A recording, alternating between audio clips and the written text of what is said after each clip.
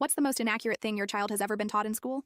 Last week, my daughter Emma came home from school absolutely heartbroken, tears in her eyes, clutching her empty backpack. She told me her science teacher made her stand up in front of the entire class and repeat, "Blood in veins is blue until it hits oxygen," over and over, while everyone laughed. Emma's wanted to be a doctor since she was 6. Her room, covered in anatomy posters. She saves her allowance for medical books instead of toys. And for her last birthday, her grandmother, who's a retired surgeon, gave her a real stethoscope. Emma carries it everywhere like it's a treasure. So when her class started learning about the circulatory system, she was over the moon until Mrs. Winters, her science teacher, stood in front of the class one day and said, "Blood is blue inside your veins. When it hits oxygen, it turns red." Emma, trying to be polite, raised her hand and said, "Actually, blood is always red.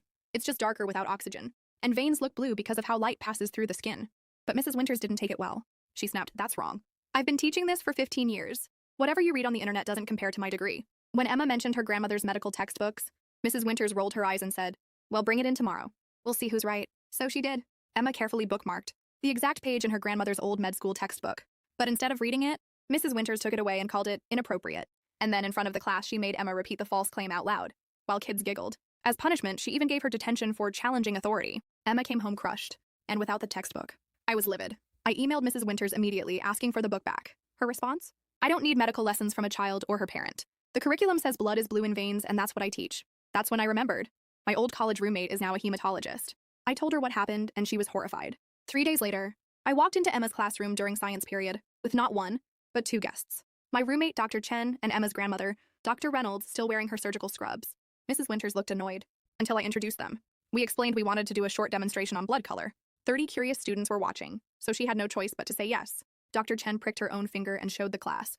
Even without oxygen, blood is still red, just a darker shade. Then Dr. Reynolds explained the science behind why veins look blue. It's all about how light travels through skin, not the actual color of the blood. Mrs. Winters tried to argue, but Dr. Chen opened the class textbook and pointed to the small print below the diagram. "Coloring is for illustrative purposes only." The principal walked in just as Dr. Reynolds mentioned the confiscated textbook.